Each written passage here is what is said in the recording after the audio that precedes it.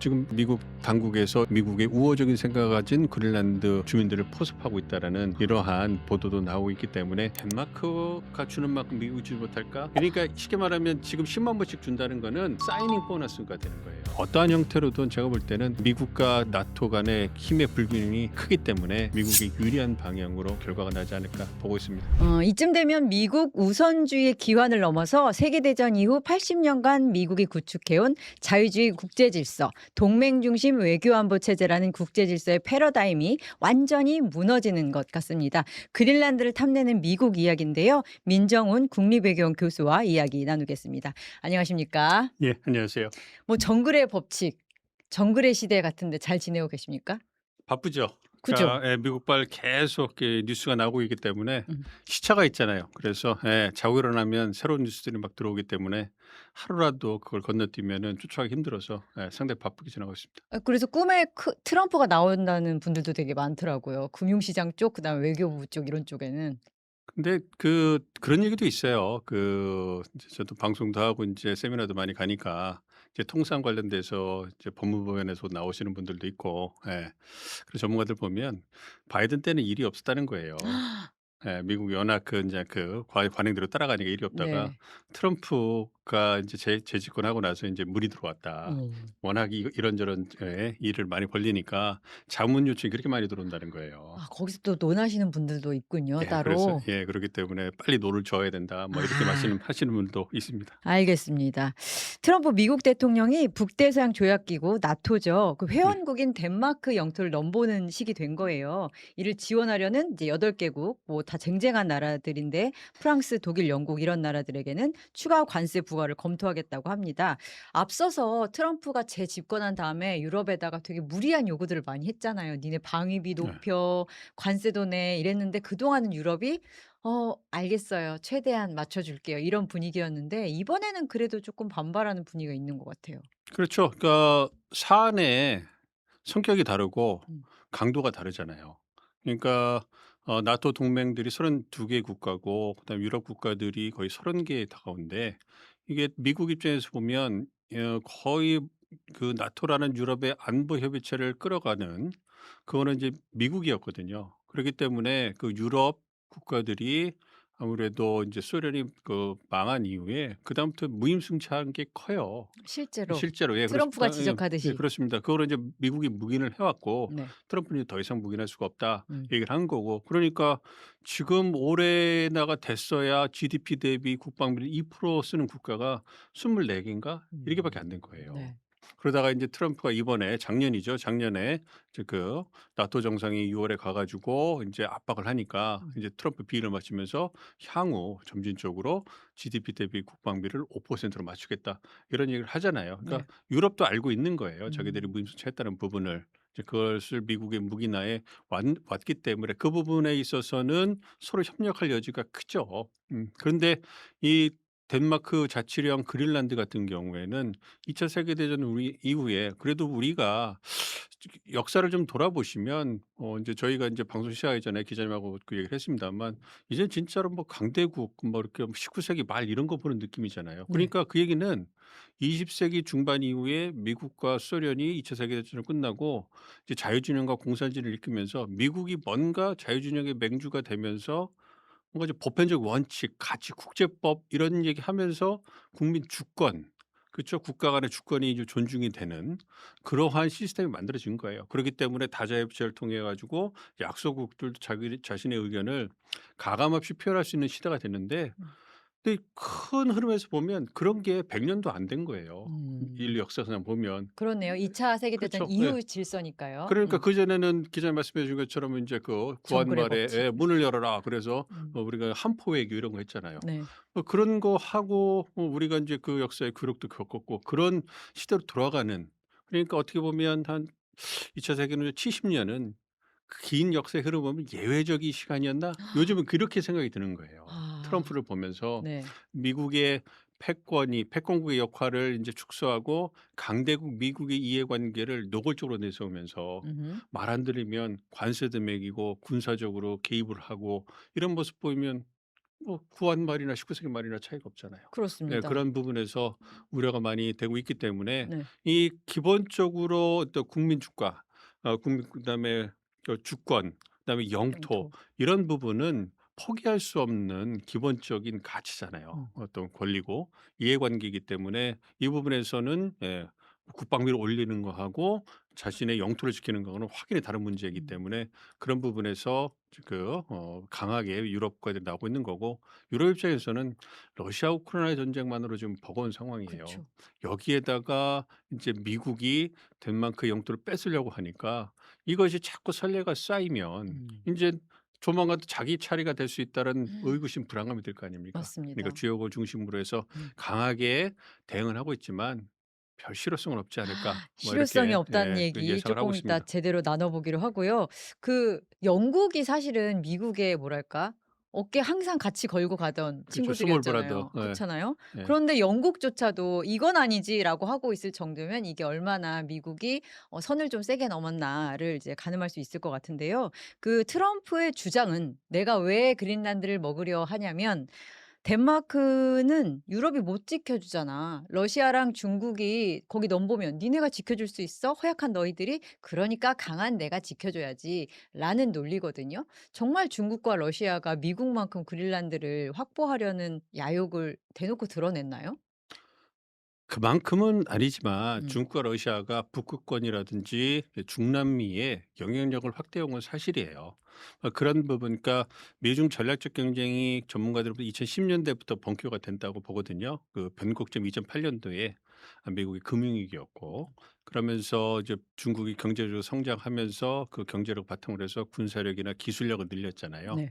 그러면서 2010 년대부터 중국과의 전략 경쟁이 시작이 본격화가 됐고 그리고 나서 미국이 어려운 국내 문제에 몰두하고 패권 국가로서의 역할을 하다 보니까 자기의 뒷마당이라고 할 수 있는 중남미라든지 아메리카 음. 대륙에 대한 영향력을 좀 소홀히 한 부분이 있어요. 음. 그런 부분을 이제 중국 그러니까 러시아 특히 중국이 파고 들어간 거죠. 그래서 뭐 트럼프 대통령이 집권하자마자 파나마 운하에 대해서 굉장히 다시 소유권을 주장하면서 중국의 사업자가 들어와 있는 것을 쫓아내고 네.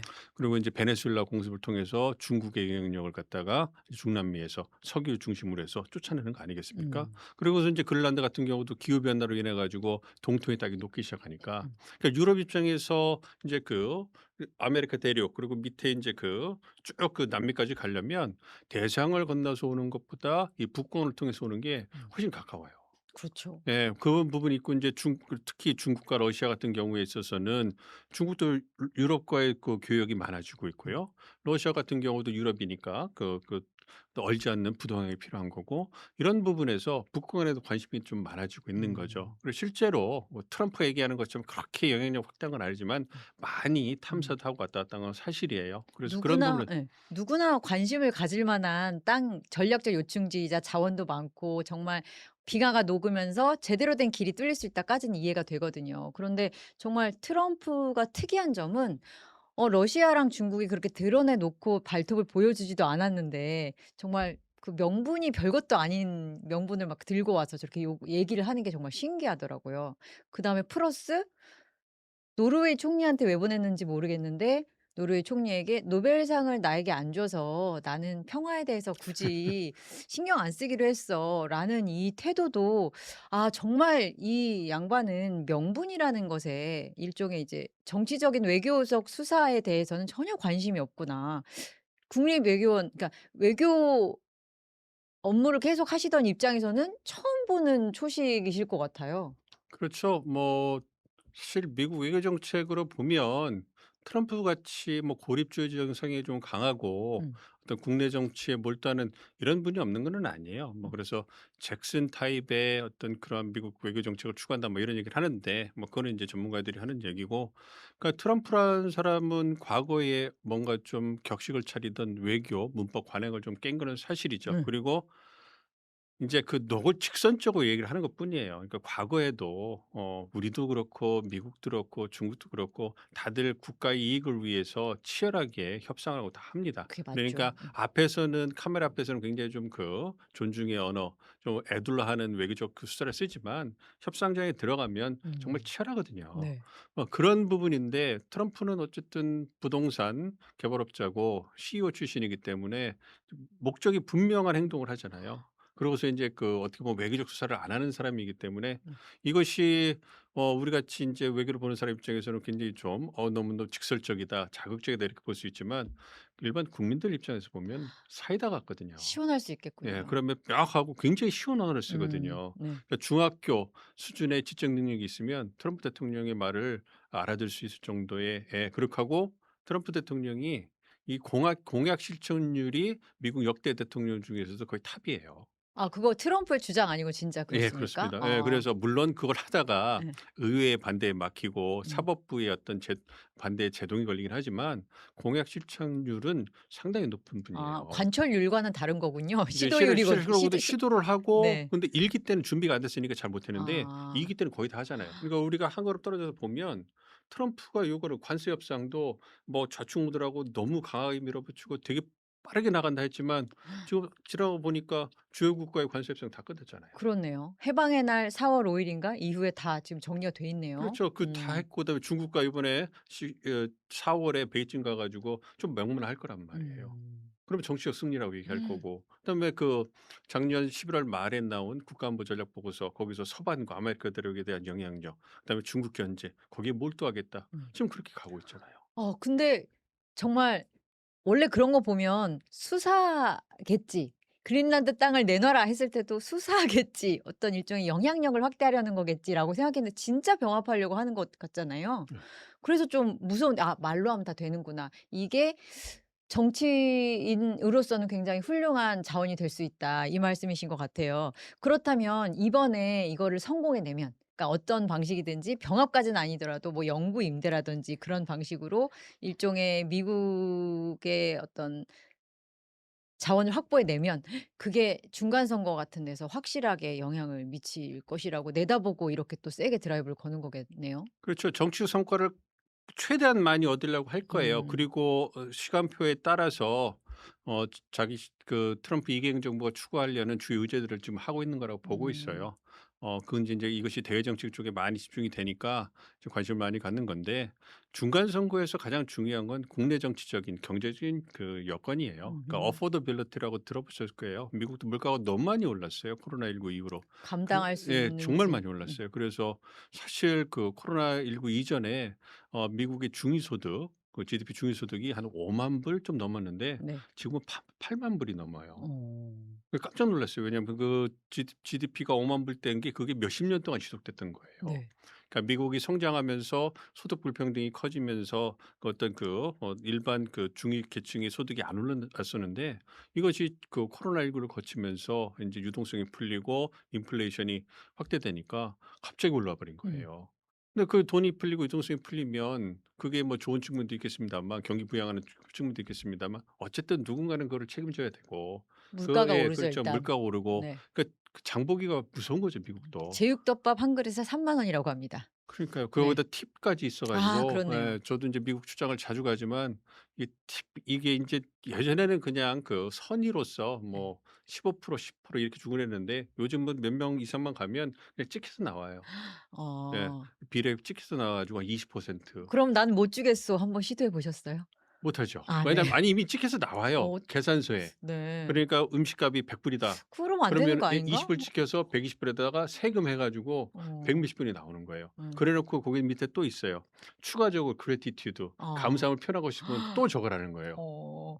이건 진짜 너무한다. 너무 이게 그냥 험한 말을 쓸 수 없으니까 네네네네. 진짜 너무하는 거죠. 예예. 그러니까 그 부분이 그래서 인제 한인들이 많이 사시는 그 지역에서는 그런 거에 부담이 있으니까 음. 어떻게 식당을 운영하시냐면 우리 푸드코트처럼 운영을 하세요. 어. 일반 무슨 뭐 순댓국집이나 일반 한식집에서도 네. 인제 그 종업원이 나와서 서브를 하는 게 아니고 인제 가서 주문을 하고 받아오는 형태예요. 최대한 그 인건비라든지를 줄이는 그렇죠. 그걸 거군요. 줄이면서 팁을 안 주는 거예요. 음. 그러니까 그게 굉장히 호응이 좋은 거죠.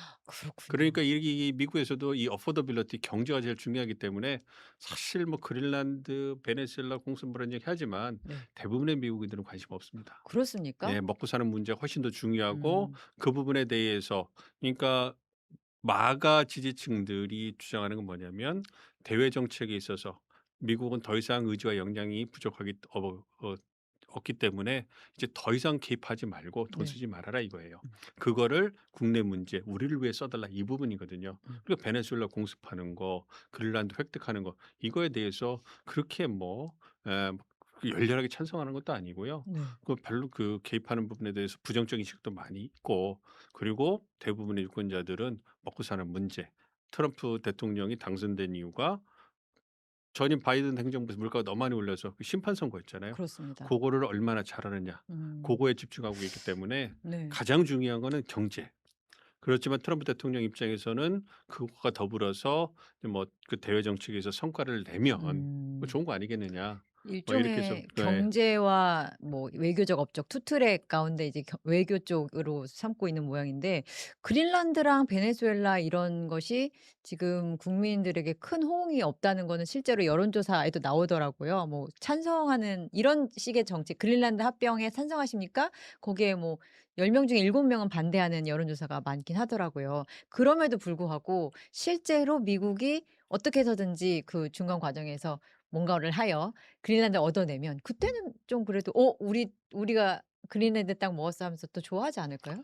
그러니까 역사가 평가를 해 주겠죠. 네. 그러니까 미국의 어떤 독립하고 인제 그 영토를 확장해 온 그러한 경험을 보면 그러니까 크게 그 역사적으로 보면 그 요즘 그 하도 그린란드 때문에 그 미국 역사 관련돼서 나오잖아요. 그래서 19 세기 초에 네. 루이지애나를 프랑스부터 매입합니다. 이게 지금의 그 동남부에 있는 루이지애나 하나 주가 아니고요. 이게 거의 그 로키 산맥 그 미시시피 강 위로 해 가지고 국토의 한 20% 정도를 헐값에 산 거예요. 음. 그렇게 샀기 때문에 그건 '대단히 잘했다.'라는 평가를 받는 거죠. 그게 이제 토머스 제퍼슨 전 대통령이고 그래서 이 트럼프도 그런 영광을 누리고 싶은 거예요. 그리고 아. 논란이 많았던 거 있지 않습니까? 1898 년에 하와이 뭐 병합을 했다든지 아니면 그 이후에 알래스카를 사 왔잖아요. 그렇죠. 720만 다 달러에. 잘 산 예. 거였죠. 그때는 상당한 비판이 있었어요. 어. 예. "그 저 쓸모없는 땅을 왜 돈 주고 사느냐." "저 얼어붙은 땅을 왜 예. 사." 네. 러시아는 나중에 그 땅을 주고 후회했지만 음. 그래도 그때는 잘 팔았다고 생각했단 말이에요. 그러니까 그렇군요. 역사의 평가가 달라질 수 있기 아. 때문에 트럼프는 그런 업적을 남기고 싶은 아 거예요. 정말 피곤하네요. 그러니까 나는 그 제2의 무슨 뭐 루이지애나를 매입한 토마스 제퍼슨이 된다든가. 거의 예. 미국의 파운더 같은 느낌을 자기가 갖고 가고 싶은가 보네요. 그렇죠. 인제 그런 부분에서 인제 역사를 많이 남기고 싶은 그런 부분들이 강하기 때문에 물론 이제 그린란드가 갖고 있는 전략적 중요성도 있습니다만 어떤 음. 개인적인 업적을 향한 그런 갈구 갈구. 예 뭐 그런 것도 반을 개인적인 갈구. 예 그리고 미국 입장에서도 그게 지정학적이라든지 아니면 네. 경제적 이슈에서 불리하지 않은 건 팩트고 그러니까 또 러시아랑 중국도 호시탐탐 엿보고 있었던 게 사실이고 그런 상황이라고 정리를 할 수 있을 것 같은데요. 그럼 반발을 한번 정리해 보죠. 나름 아까 잠깐 얘기했지만 유럽의 8 네. 개국은 거기 병력을 보낸다든지 이런 방식으로 대응을 하고 있고 우리도 미국에 대해서 보복 관세 할 수 있어. 그리고 바 무역 바주카포라는 표현이 네. 딸린 그런 어떤 대응책도 쓸 수 있어라고 얘기하고 있고 그러고 있는데 아까 잠깐 말씀하셨습니다. 실효성이 별로 없을 것 같다. 왜 그렇게 보시는 거죠? 그러니까 미국과 나토 음. 대서양 동맹 간의 관계를 보면 불균형이 너무 심해요. 경제력, 경제력, 군사력. 군사력 예 경제력 그러니까 군사력을 보면 아까 우리가 나토 얘기했잖아요. 나토는 유럽 전문가들이 보면 미국 거라는 거예요. 미국과 아이들. 그렇죠. 그러니까 미국이 유럽에서 어떤 그 안보 영역을 유지하기 위한 협의체 미국 협의체 그러니까 미국 안보 뭐 이렇게 가는 음. 거예요. 그거에 인제 유럽 국가들이 동참하는 이런 부분이고 실제로 말씀드린 것처럼 소련이 1990 년대 초반에 멸망하고 나서 즉각적이고 현실적인 군사적 위협이 사라졌잖아요. 그러면서 음. 나토 국가들이 국방비 지출을 늘리고 국방 그 자각력을 증강하는 것을 거의 소홀히 했어요. 그러다 보니까 그 나토 동맹이 만약에 깨지고 미국이 유럽에서 군사력을 갖다가 철수하면, 그렇다면 러시아라든지 이런 그 위협으로부터 나토 국가들이 스스로 지키기 위해서 뭔가 군사력을 증강해야 되잖아요. 네. 그게 최소한 10 년이 걸리고 수천조 원이 들어간다는 거예요. 음. 근데 나토라는 건 하나의 국가도 아니고요. 네. 거의 30개 유럽 국가가 들어가 있는데 경제적 수준이라든지 군사적 수준이 다 다르잖아요. 이해도 다르고. 그렇죠. 그런 상황에서 그게 10년 안에 만들어질 수 있을까? 음. 러시아는 우크라이나를 갖다 침공해 갖고 이제 그 영토를 넓히고 있고, 이제 동유럽 헝가리 이런 폴란드 같은 경우 굉장히 이제 두려움을 떨고 있잖아요. 네. 예. 거기에서 미국이 빠진다? 음. 그러면 뭐 자각력을 외치고 나를 따르라 하는 프랑스가 대안이 될 수 있을까? 아하. 그거에 확신이 없는 거예요. 프랑스가 제일 목소리를 크게 내고 예, 있긴 이게 하더라고요. 안보 이런 부분에서는 인제 전통적으로 인제 목소리를 많이 내고 있는데, 음. 그럼에도 불구하고 그럼 예, 딸린다. 많이 그 어려움이 있는 거죠. 그렇기 때문에 그 트럼프가 GDP 대 국방비를 올려라 그랬을 때 처음에는 좀 강하게 저항하다가 현실적으로 음. 그것이 큰 의미가 없다는 걸 알고 나서는 트럼프 비를 맞추기 위해서 많이 노력을 하고 있는 거고요. 경제력 측면을 보면 그 통상 측면에서 미국과 그 대서양 국가들과의 어떤 대서양 교역은 상당히 중요해요, 음. 양국한테. 음. 근데 인제 미국과 유럽 그 나토 동맹들을 그 EU 국가들을 봤을 때 EU가 한 인구가 4억 한 그 한 5천 명, 음. 5천만 명, 네. 미국이 한 3억 5천만 명 돼요. 음. 그러니까 크게 시장 규모가 차이가 없는데, 이게 유럽 그 독일 같은 나라가 인제 그 최대 미국 수출국인데, 수출하는 걸 보면 고부가 가치 산업 그 상품들이에요. 자동차, 비행기, 의약품 이런 거거든요. 그런 고부가 가치 그 상품들을 미국 시장만큼 선뜻 큰돈을 음. 들고 소비해 줄 수 있는 시장을 찾기가 어려워요. 아. 그 그렇기 때문에 그 작년에 관세 협상을 할 때 EU가 절절매면서 네. 미국에 끌려가면서 했던 거예요. 저 시장을 예, 놓칠 수 미국은 없다. 여유가 있는 거예요. 음. 왜냐하면 자기들이 수입국이기 때문에. 음. 그러니까 미국과 중국, 다른 예로 미국과 중국과의 어떤 그 관세 그 전쟁에서 중국이 히토리를 가지고서 확 흔드니까 미국이 꼼짝 못 하잖아요, 네. 약점이 있으니까. 음. 그러니까 미국과 마찬가지로 미국과 그 유럽과의 어떤 통상을 보면 약점은 미국이 아니라 유럽에 있는 거예요. 그렇네요. 왜냐하면 그 유럽에서 물건을 그걸 미국에 팔아야지만 경제적으로 버틸 수 있기 때문에 음. 미국 시장이 훨씬 더 큰 거예요. 미국에 수출하는 양이 미국이 유럽으로부터 유럽에 수출하는 양보다 훨씬 많더라고요. 그러니까 그렇기 때문에 음. 그 부분에서 인제 미국이 자신 있는 거예요. 그래서 음. 그 부분에서 인제 미국이 수입국이고 네. 나머지 EU, 한국, 일본 같은 거는 수출국인데 음. 자기들은 걱정할 거 없다는 거예요. 그렇군요. 그렇게 불균형이 있는 상황에서 협상이 되고 논의를 하니까, 러시아 우크라이나 전쟁에서 미국이 빠지면 나토가 뭘 하겠습니까? 못 하더라고요. 예. 그리고 그린란드의 군사력, 음. 미군하고 그 나토군의 어떤 규모는 같을지 모르지만 정보력이라든지 군사력, 질, 경험 이런 거는 비교가 되질 화력이 않아요. 다르다. 완전히 다르죠. 그러니까 그런 부분에서 불균형이 많으니까 이게 초기에는 이렇게 강하게 대응하는 모습을 유럽이 보여주고 있지만, 이게 시간이 지날수록 그 나토 국가들 간의 이해관계에 상이한 것이 이제 부각이 되고 음. 현실적으로 한계에 부딪히면서 타협으로 갈 수밖에 없을 거예요. 그래서 실효성이 없다 이렇게 말씀을 드린 겁니다. 타협의 결과를 그럼 한 좀 보면 가능한 타협안이 무엇일까 얘기되는 걸 보니까 임대, 영구 임대 이런 것들이 있더라고요. 근데 말이 영구 임대지 사실 소유권 넘기는 거나 마찬가지일 것 같거든요. 그러니까 미국이 가장 원하는 것은, 그러니까 주민 투표를 통해 가지고 음. 그린란드가 덴마크로부터 독립을 하고, 네. 그리고 주민 투표를 통해 가지고 미국의 자치령이 되는 음. 거예요. 그렇게 되면 푸에르토리코 같은 지위를 얻으면서 인제 미국이 영향력을 행사할 수 있거든요. 네. 그러면 미국 기업들이 그린란드에 들어가서 자유롭게 영향을 사업을 할 수 있을 거고, 그리고 미국의 자치령이 되니까 또 보조금을 음. 덴마크에 주는 것 이상으로 인제 줄 수가 있는 거죠. 그런 유인을 좀 펼치면서 주민들을 설득할까요? 현재로선 주민들 시위하고 그러는 거 보니까 양키 고 홈 이렇게 써 있고 굉장히 반발이 그러니까 심하더라고요. 그걸 잘 봐야 됩니다. 네. 5만 7천 명의 주민들이 다 나온 거냐? 아. 그건 아니겠죠. 근데 그러니까 지금 미국 당국에서 네. 인제 미국의 우호적인 생각을 가진 그린란드 주민들을 포섭하고 있다라는 아 이러한 보도도 나오고 있기 때문에 네. 지켜보시면 다른 양상이 나타날 가능성도 있다. 그래서 그게 가장 미국한테 유리한 그 음. 조건이고, 말씀하신 것처럼 그게 아니고 유럽이 저항이 계속되고 특히 그린란드 주민들의 저항이 계속된다면 절중점으로 영구 임대라든지 음. 소유는 못하고 무슨 그 광물이나 이런 것을 갖지는 못하지만 실질적으로 어느 정도 통제력을 발휘할 수 있는 이런 형태로 딜이 되지 않을까 어허. 생각을 합니다. 어떠한 형태로든 제가 볼 때는 결국. 이거 미국과 나토 간의 힘의 불균형이 크기 때문에 아. 미국이 유리한 방향으로 결과가 나지 않을까 보고 있습니다. 시간은 얼마나 걸릴지는 좀 지켜봐야 되겠죠. 냉정하네요.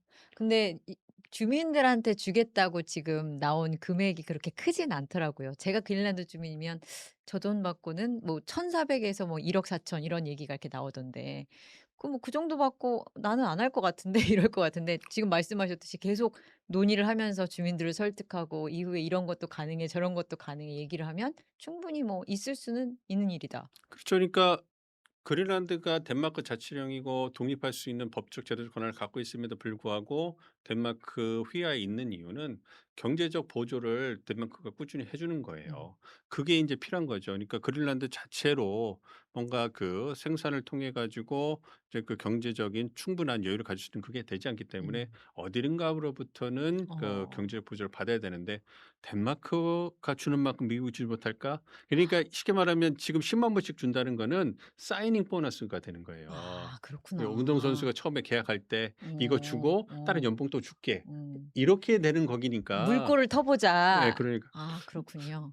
그 기자님 1 억이 크지 않나요? 아니 저는 뭐 이상한 또 자존심이 있네요. 그래서 안 당해 봐서 그런가 봐요. 그래서 알겠습니다. 그래서 지금 실효성 이슈로 넘어가면 '이렇게밖에 좀 전망을 할 수밖에 없다.'라는 것은 사실 보여주는 게 네. 굉장히 냉정한 뭐 19 세기 정말 제국주의 시대의 어떤 논리가 통용되는 시대인가 보다라는 느낌이 드는 거거든요. 근데 저는 궁금한 게 이런 식으로 미국이 하는 게 결국은 국익을 위해서라는 것으로 설명이 되잖아요. 근데 이게 실제로 정말 국익을 위한 결론으로 가고 있는가? 장기적으로 봤을 때.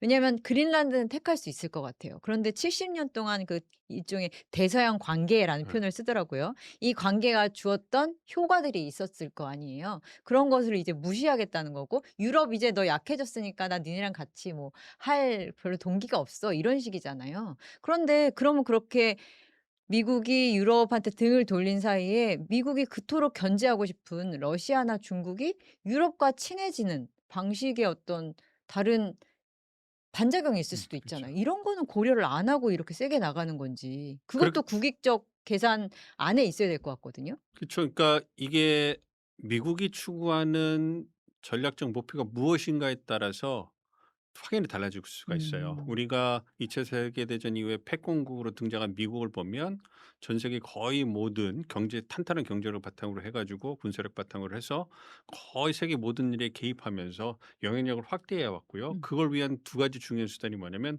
군사력이에요. 네. 그리고 두 번째가 동맹 시스템입니다. 그렇습니다. 그걸 유지하기 위해서 유럽이 어쨌든 가장 중요한 전략적 요충지였으니까 그것도 가장 많은 미군이 주둔하고 있잖아요. 그러고서 인제 아시아, 이제 중동, 아시아 이런 그 순위였는데 그거는 인제 미국이 전 세계 주요 핵심 요충지, 그러니까 유럽, 중동, 아시아, 21 세기는 아시아, 유럽, 중동 순으로 중요한 부분에 대해서 동맹 시스템을 통해서 영향력을 계속 유지하겠다. 패권국의 지위를 유지하겠다는 목표에 있어서는 그게 효율적인 거예요. 음. 근데 지금 트럼프가 주장하는 건 뭐냐면 인제 그 세계를 떠받치던 그런 거인 역할을 하지 않겠다. '아틀라스는 이제 안 없다.' 하지 않는다. 네. 그리고 미국의 이익을 추구하는 거고, 미국의 그럼 이익이 어디냐? 전 세계에 펼쳐 있는 게 아니라 과거처럼 아시아, 유럽, 중동에 다 펼쳐 있는 게 아니라 딱 두 가지라는 거예요. 가장 중요한 게 서반구 아메리카 대륙과 이제 두 번째가 인도 태평양이라는 거예요. 음. 그러니까 유럽이나 중동은 덜 중요한 거예요. 그러니까 음. 이게 패권국이 아니라 미국의 이익을 추구하는 강대국, 제국으로서 본다면 네. 이제 세계는 나눠 가질 수 있다는 걸 보여주는 거예요. 그러니까 음. 그래 트럼프가 작년 11월 월에 미중 정상회담을 하면서 G2 얘기를 그렇게 많이 했거든요. 음. 그걸 듣고서 중국은 굉장히 화나고 있는 거예요. 음. 이제 미국이 우리를 동등한 파트너로 인정을 하는 거다. 음. 그렇기 때문에 이렇게 세계 그 지구를 지도를 놓고 보면 과거에 그 시진핑 주석이 오바마 대통령을 만나 가지고 신형 대국 관계라는 걸 2010년대 초반에 얘기를 합니다. 음. 그러면서 미국이 이제 굉장히 발끈했다는 게 있는데 그게 뭐냐면 세상이 크기 때문에 이제 나눠서 갖자는 음. 거예요. 중국은 패권국이 될 생각도 없고 미국이 도전할 생각도 없고 이 태평양 지역에서 영향력을 확대하고 살겠다. 음. 그러니까 니들은 미국은 대서양을 중심으로 해서 그 영향력 갖고 살아라. 그렇게 그 미국 중국을 그 큰 그 파트너로 인정을 하고 살면 편안한 거 아니겠느냐. 이걸 주장을 했는데 말씀드린 것처럼 그때의 미국은 패권국의 지위를 주장하고 싶은 그러한 전략적 목표가 강하기 때문에 받아들이지 못했던 거고 음음. 지금의 트럼프의 미국은 패권국이 아니라 음. 강대국으로서 아메리카 대륙과 인도 태평양에서만 미국이 영향력을 집중적으로 갖는 걸 하니까 음. 나머지는 안 중요한 거예요. 유럽도 별로 안 중요하던 거고 음. 중동도 별로 안 중요한 거예요. 중동도 왜 안 중요하게 됐냐면 2019년 이후로 미국이 제일 산유국이 돼 버렸어요. 셰일 혁명 셰일가스가 그렇죠. 너무 잘 나오는데 그렇게 되기 때문에 과거에는 음. 에너지 안보 측면에서 그러니까 굉장히 중요했던 거죠. 그러니까 미국 인구가 세계 한 5% 된다고 과거 얘기했거든요. 근데 매일매일 하루에 그 세계 에너지 10%를 소비하는 국가가 미국이었어요, 경제가 네. 좋으니까. 그러니까 에너지 안보 중동에서 석유나 천연가스 갖고 오는 게 중요할 수밖에 없었을 거 아니에요. 음. 근데 이제 자기 넘쳐나고 한 음. 셰일께서 석유 200년, 천연가스 150년 이렇게 쓸 수 있다 이런 얘기가 나오고 음. 있으니까 거기다가 베네수엘라 공습을 통해서 경질적 유해 중진리까지 가져와 버리니까 음. 중동은 그렇게 중요하지 않은 거예요. 그렇군요. 그러니까 인제 하라고 아프리카도 광물도 있긴 하지만 네. 아메리카 대륙에 무궁무진한 그 핵심 원자재 보고해요. 충분하다. 그래서 충분하고 나머지를 거기를 핵심으로 하고 나머지에서 좀씩 보태고 음. 동맹들이 필요한 국면 도와주면 음. 충분히 미국 이해관계는 지켜줄 수 있다는 거예요. 그렇군요. 그렇기 때문에 다른 접근법이 나오는 거고 다른 결과가 나오는 거예요. 근데 그렇군요. 우리가 미국의 중장기적으로 이게 단기적으로 미국이 이익을 얻지만 중장기적으로는 이익을 얻지 못할 거야. 이것의 바탕에는 미국이 패권국을 유지한다는 음. 가정이 있는 거예요. 그렇지 않다면 다른 어. 평가가 나올 수 있는 거죠. 그렇군요. 그렇지만 인제 트럼프의 생각이 차기 민주당 대통령, 공화 대통령 그게 뭐 두 번 세 번 후에 어떤 행정부에서도 관통되는 이익일까? 이거는 아직 모르거든요. 음. 그렇기 때문에 그런 부분에서 우리가 지켜보고 있습니다만 그럼에도 불구하고 2008년 금융위기 이후에 미국의 영향력이 떨어져 쇠퇴하는 것은 사실이에요. 팩트죠. 예. 그렇기 때문에 음. 인제 유일한 패권국 미국의 시대는 끝났고 G2 혹은 느슨한 다자 미국 우위의 다자 시스템이 활성화되지 않을까. 그렇게 트럼프 음. 이후에 미국도 그런 부분에서 연속성을 좀 갖지 않을까. 이러한 좀 아쉬움과 두려움이 있습니다. 두렵네요. 네. 근데 저는 또 말씀드리면서 궁금했던 게 2026 년에서 2030년 회계연도 전략 계획 그 미국에서 예. 나온 걸 보면은 유럽 국가들은 미국의 가장 오래된 동맹들이라는 표현도 있고 이 미합 중국은 서유럽 혈통에서 태어났다 이런 표현도 있고 그래서 미국은 이러한 대서양 협력 관계를 위해서 전후의 세계 질서를 구축하겠다 이런 표현도 있긴 하더라고요. 그런데 동시에 지난해 말에 나왔던 그 예. NSS를 보면 우린 서방구 패권 확실하게 말씀하셨던 것과 관통하는 얘기. 그래서 그 동시에 있어 가지고 저는 서방구 패권을 핵심적인 이익으로 가져가되 그래도 패권 국가로서의 그 지위는 잃지 않으려는 좀 시도가 이어지는 게 아닐까라고 생각을 했거든요. 요거는 좀 어떻게 볼 수 있을까요? 전환기에 있다고 보고 있어요. 예. 전환기. 그래서 미국도 완전하게 그 강대국 정치, 네. 제국주의 정치, 지역 강국 이걸로 가는 거가 확定됐다 이렇게 보기는 어려워요. 음. 트럼프가 지금 물꼬를 트고 있는 건데 네. 어쨌든 말씀해 주신 것처럼 두 개의 문서에서 차이점이 보이잖아요. 네. 이거는 뭐냐면 트럼프하고 마가 세력, 고립주의 세력의 목소리가 얼마만큼 반영됐는가의 차이를 보여주는 거예요. 그러고 보니까 국무부의 관료들은 네. 트럼프의 드라이브에 많이 동의하지 않는 직원들도 많을 것 같긴 해요. 그러니까 어떤 전통적인 미국의 이해관계 엘리트주의 그다음에 워싱턴 이스태블리시먼트 해 가지고 마가가 그런 싫어하는 그 예. 사람들. 예 그렇죠. 딥스테이트라고 막 네네. 비난하는 그런 분들의 어떤 그걸 보여주는 거니까 그 공화당 내에도 한 3 가지 정도의 대외 정책에 있어서 그 다른 시각을 가진 그 그룹들이 있어요. 첫 네. 번째가 전통적으로 공화당 이 그 세계 경찰로 개입해 가지고 음. 적극적으로 인제 역할하는 것 이게 한 40%. 네. 거기다가 인제 그 현실주의로 돌아오면서 이제 미국이 더 이상 그렇게 할 수 없다. 그러니까 음. 중국 견제에 몰두하다. 음. 즉 전략적 선택과 집중을 통해 가지고 핵심 이익에 집중하자. 이게 한 40%. 나머지 20% 15-20%가 마가 세력인 거예요. 근데 그렇군요. 그것이 일기 때 그렇게 크게 준비가 안 됐으니까 그 영향을 발휘 못 했다가 네. 이번에 그 NSS를 통해 가지고 트럼프의 그 이해관계 그리고 트럼프 이해관계 밑에는 마가의 이해관계가 있는 거거든요. 음. 그게 반영이 된 거예요. 그래서 와 작년 복잡하다. 4 네. 월에 네. 그 국방 음. 전략 지침에 NDS의 초안이 나오면서 2 가지였어요. 미 본토 방어, 중국 견제. 그러고 나서 8 월쯤에 파이널 버전이 나올 거라고 예상했는데 못 나온 거예요. 싸우고 있었구나. 그렇죠. 안에서 목소리가 다른 목소리가 반영이 되면서 중국 견제의 수준이나 톤이 달라지고 이제 아 동맹 시스템 유지하는 부분 이런 부분이 트럼프가 원하는 방향으로 더 수렴이 된 거예요. 그렇군요. 그렇기 때문에 이제 전환하고 있는데 처음 시도하고 가는 부분이기 때문에 말씀드린 것처럼 이것이 완전히 음. 이제 강대국, 지역 강국으로서의 미국의 인제 입장에 선회하는 거다. 이거는 보직 아직은 음. 시기상조고요. 그래서 그 여전히 패권을 유지하지만 과거의 미국과는 다르게 거의 모든 문제에 개입하는 미국은 인제 없다. 요렇게 좀 알겠습니다. 봐야 될 것 같아요. 모두 개입하진 않지만 확실하게 찍은 것은 반드시 관철시킨다, 그 의지를. 그리고 그 관철시키는 것은 과거의 미국으로서는 기대할 수 없었던 각종 수단을 이용할 것이다. 그리고 그린란드를 봤을 때는 '아 되는구나. 어떤 방식으로든 되는구나.'라는 결론으로 이를 것 같다는 예감까지 이렇게 정리를 하면 되겠죠. 알겠습니다. 민정훈 국립외교원 교수와 함께 그린란드를 소재로 도대체 미국이 어떤 질서를 구축하고 있는지 지켜봤습니다. 감사합니다.